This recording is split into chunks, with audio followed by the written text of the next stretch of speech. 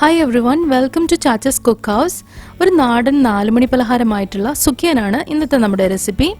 ചാച്ചയാണ് ഇത് കുക്ക് ചെയ്യുന്നത്. എങ്ങനെയാണ് ഇത് പ്രിപ്പയർ ചെയ്യുന്നത് നമുക്ക് നോക്കാം. 6 മണിക്കൂർ കുതിർത്ത് വെച്ചിട്ടുള്ള 2 കപ്പ് ചെറുപയറാണിത്. ഇതൊരു 1.5 കപ്പ് വെള്ളം കൂടി ഒഴിച്ച് നമുക്കൊന്ന് വേവിച്ചെടുക്കണം. ഇത് വെന്ത് വരുമ്പോഴേക്കും നമുക്ക് ബാറ്റർ റെഡിയാക്കാം. അതിനുവേണ്ടി ഒരു ബൗളിലേക്ക് 1 കപ്പ് മൈദ, 1/4 കപ്പ് കടലമാവ്,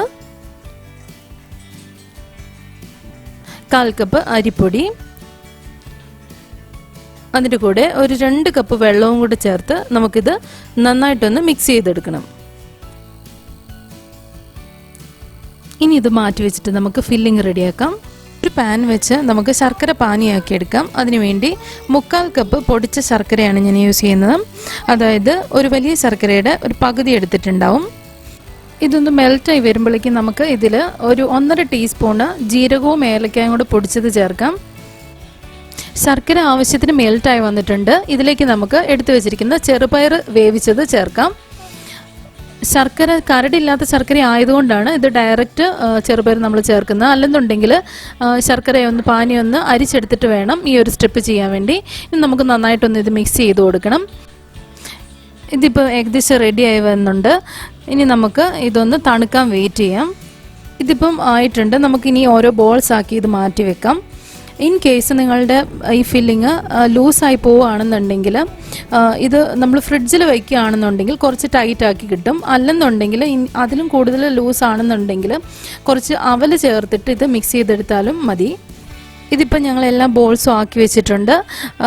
ഇനി നമുക്കിത് ബാറ്ററിൽ ഡിപ്പ് ചെയ്തിട്ട് നമുക്ക് ഫ്രൈ ചെയ്തെടുക്കാം. ഈ ഒരു മെഷർമെൻറ്റിൽ എടുക്കുകയാണെന്നുണ്ടെങ്കിൽ ഒരു 10 എണ്ണമാണ് കിട്ടുക. നമുക്ക് ഓരോന്നും ഈ ബാറ്ററിൽ ഒന്ന് ഡിപ്പ് ചെയ്തിട്ട് നമുക്ക് നന്നായിട്ട് ചൂടായിട്ടുള്ള എണ്ണയിലേക്ക് ഇട്ട് കൊടുക്കാം.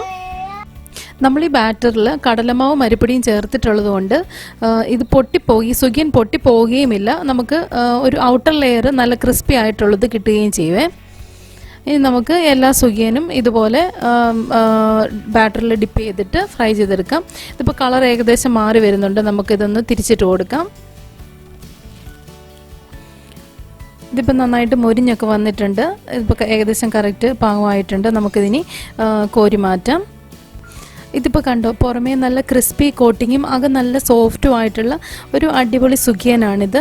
എല്ലാവരും ഇതേ രീതിയിലൊന്ന് ഈ സുഖിയൻ ഒന്ന് ട്രൈ ചെയ്ത് നോക്കണേ. അതുപോലെ തന്നെ നമ്മളുടെ മുന്നത്തെ റെസിപ്പി ആയിട്ടുള്ള ചിക്കൻ നൂഡിൽ സമൂസ എല്ലാവർക്കും ഇഷ്ടമായിരുന്ന ഒരുപാട് ഫീഡ്ബാക്ക്സ് കിട്ടിയിട്ടുണ്ട്. അപ്പോൾ അതിൽ വളരെ സന്തോഷമുണ്ട്.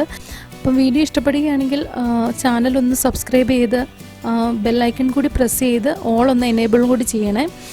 നല്ലൊരു റെസിപ്പി ആയിട്ട് വീണ്ടും കാണും വരേക്കും. Bye, take care, thank U.